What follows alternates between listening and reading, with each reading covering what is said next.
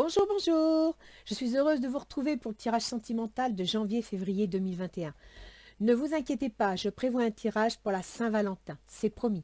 Surtout, n'oubliez pas qu'il s'agit d'un tirage non personnalisé, alors ne retenez que ce qui fait écho avec vous.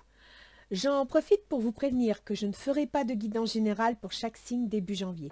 Oui, je sais, c'est embêtant, mais vraiment, je peux pas. Un certain manque de temps lié aux fêtes, n'est-ce pas? Vous devez me comprendre. Mais surtout, j'ai besoin de repos. Je dois refaire mon plein d'énergie.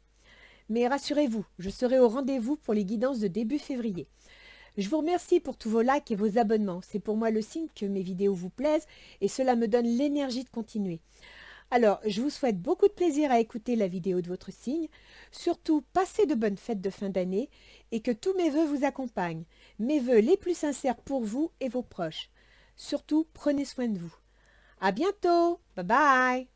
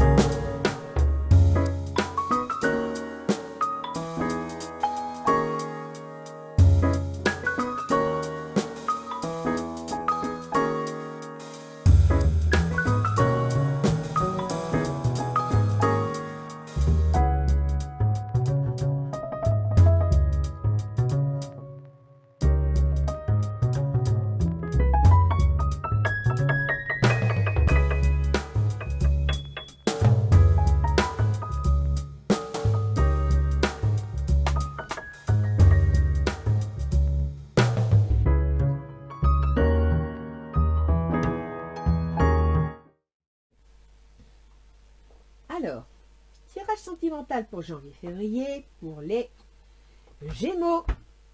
C'est votre tour les Gémeaux. Faut dire qu'au mois de décembre, vous avez été pas mal chahutés, hein, les Gémeaux. Alors, voyons voir un petit peu au niveau sentimental ce que vous m'annoncez. Avec Ganesh, vision positive. Ah, mais c'est génial ça. Ganesh vous conseille la vision positive, donc positivez, allez-y, innocence, lâchez prise, croyez en votre bonne étoile, ayez confiance. Mais c'est bon ça, je ne sais pas ce que vous nous sortir derrière, mais on vous dit d'y croire. Hein. On vous dit de positiver. Le 8 de denier. Alors le 8 de denier, c'est une carte de communication. En même temps, vous étudiez, vous analysez, vous voyez.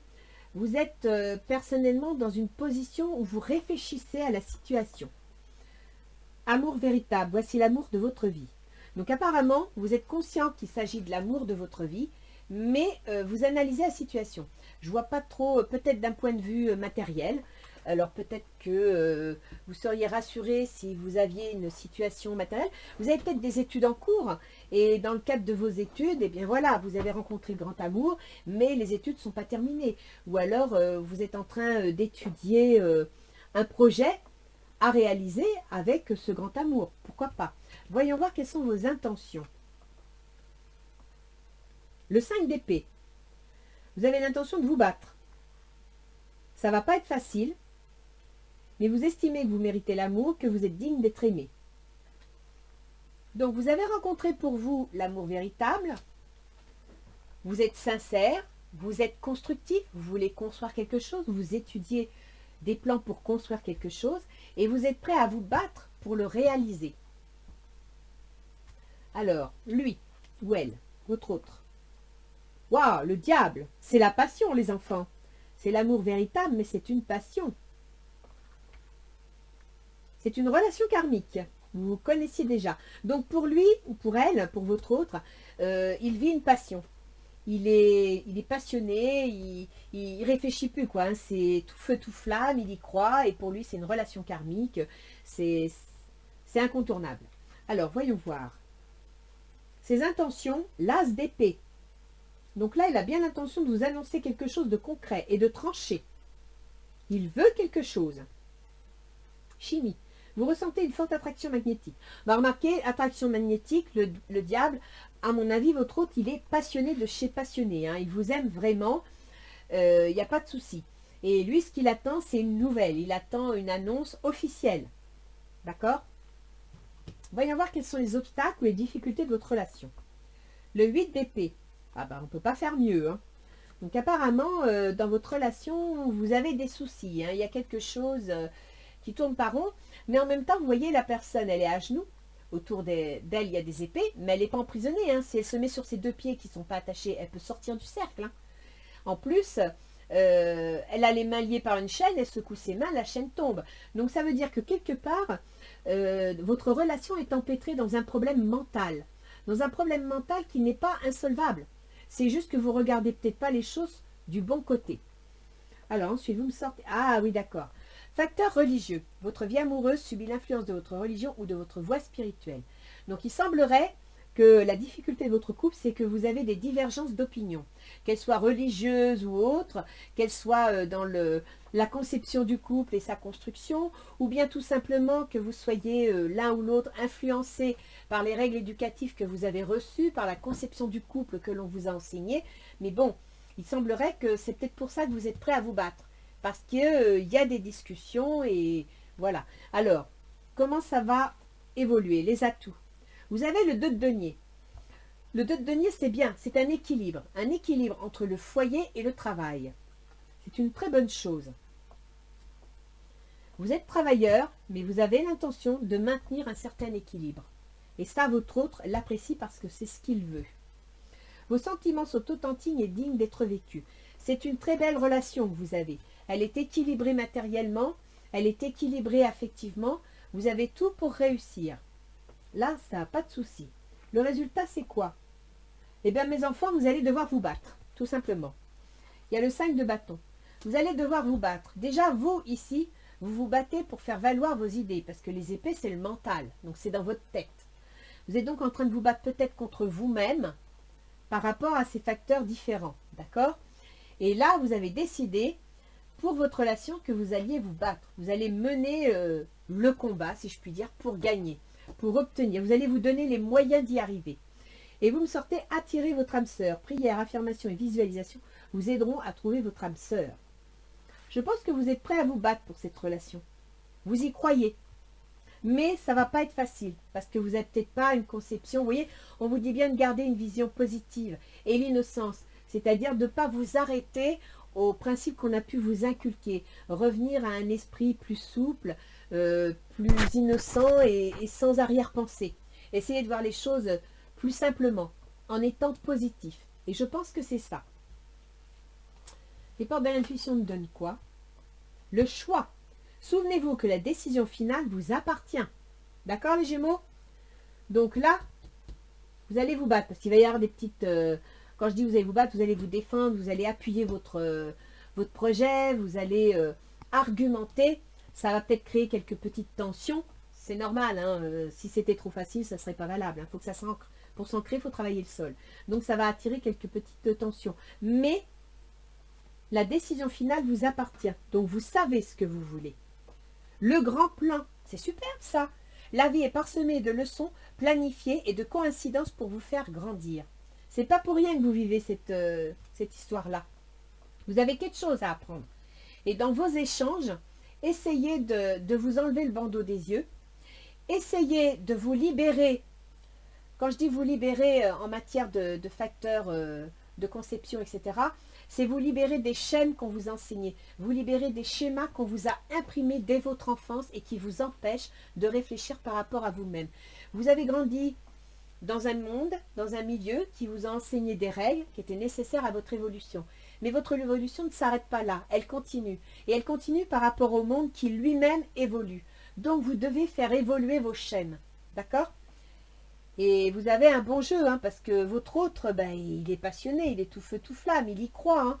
En plus, vous avez des atouts, hein, vous avez une situation matérielle équilibrée, que ce soit en rapport avec le foyer ou le travail. Les sentiments sont sincères, sont romantiques, c'est très bon ça. En fin de compte, le seul problème, et vous avez tous les deux hein, dans vos intentions des épées, vous, c'est de vous battre, et elle, c'est de trancher. Cette personne va trancher en vous disant, bon, ben voilà, il y a ça, il y a ça, il y a ça, il faut trancher, il faut régler le problème. Et ça, c'est bien. Donc, ça va entraîner quelques petites disputes. Je dis pas, mais c'est pas grave, hein. C'est pas grave. Je vais vous sortir 2 autres cartes comme je l'ai fait pour les autres. Mais vous avez un bon jeu, les Gémeaux, hein. Alors, accrochez-vous à votre histoire sentimentale. C'est peut-être pas pour tous les Gémeaux, mais pour ceux qui sont concernés, accrochez-vous. Vous avez des conceptions qui divergent. Essayez de voir si dans vos divergences, il n'y a pas quand même un petit point qui serait positif et qui vous permettrait d'avancer. Et puis peut-être faire un petit peu preuve de souplesse. N'oubliez pas, vous avez le choix. Donc faire preuve de souplesse, c'est choisir aussi d'abandonner certaines choses ou d'en adopter d'autres. Qu'est-ce que vous me sortez? La fin de l'hiver, régénération, renaissance et issue positive. Ouais, c'est génial. La fin de l'hiver, c'est vrai, janvier, c'est la fin de l'hiver. Donc vous avez dû traverser les Gémeaux, des difficultés, des situations pas faciles. Vous arrivez au bout, l'issue est positive. Reflet, illusion, autocritique et distorsion. Vous voyez? Autocritique et distorsion. C'est vous qui ne voyez pas les choses telles qu'elles sont. Il faut revoir votre façon de voir les choses. Soyez plus positif. Ayez l'âme innocente, c'est-à-dire arrêtez de chercher midi à 14 h ou le petit grain de sable qui sera dans la chaussure. Prenez les choses avec plus de simplicité. C'est très bon ça. J'irai pas plus loin. Parce que là pour moi c'est régénération, renaissance, issue positive. C'est génial. C'est un grand plan. Donc ça veut dire que ça fait partie d'une grande histoire. Et c'est vous qui aurez le dernier mot. Donc vous inquiétez pas. Vous n'avez pas besoin de vous battre outre mesure. Hein. Vous aurez le dernier mot. À vous de savoir ce que vous voulez obtenir. Ok les Gémeaux? Sur ce, ah bah oui tiens, je vais vous faire comme aux autres. J'ai fait une petite recherche. Donc dans le mois de janvier, pour les ascendants Gémeaux, nous avons donc la maison 12. Effectivement, la maison 12, c'est la maison des prises de conscience. Et c'est ce qu'il va vous falloir ici, une prise de conscience, d'accord? La maison 8, la maison de la transformation, du changement. Et la maison 10, la maison de la réussite. C'est la maison 10, c'est la profession, c'est la carrière, c'est la réussite sociale, c'est la position sociale. Donc là, c'est très bon tout ça. Vous avez un très bon jeu. Vers le 21 janvier, n'oubliez pas que Mars va rencontrer Uranus en taureau, c'est-à-dire dans votre maison 12, dans la maison des prises de conscience. Alors soyez patients, positivez, il y a des choses qui vont s'éclaircir, vous allez y voir plus clair. Ok les Gémeaux? Alors, je vous souhaite de bonnes fêtes de fin d'année, tous mes meilleurs vœux pour la nouvelle année. Je vous informe tout de suite que je ne ferai pas de tirage général en janvier parce que ça demande beaucoup d'énergie et là, énergétiquement parlant, je suis fatiguée. Donc, je ne le ferai pas. Mais je vous ferai un tirage pour la Saint-Valentin, un tirage sentimental parce que ça, il ne faut pas louper le coche. En attendant, je vous souhaite de passer de bonnes fêtes. Réfléchissez bien à ce que vous ont dit les cartes. Hein, sincèrement, positivez, regardez les choses du bon côté. Ne vous noyez pas dans les illusions, ne vous noyez pas dans les autocritiques ou les distorsions. Essayez de voir les choses telles qu'elles sont. La fin de l'hiver, c'est super. Vous allez trouver la solution. Je vous fais confiance. Allez les Gémeaux, passez de bonnes fêtes. À bientôt!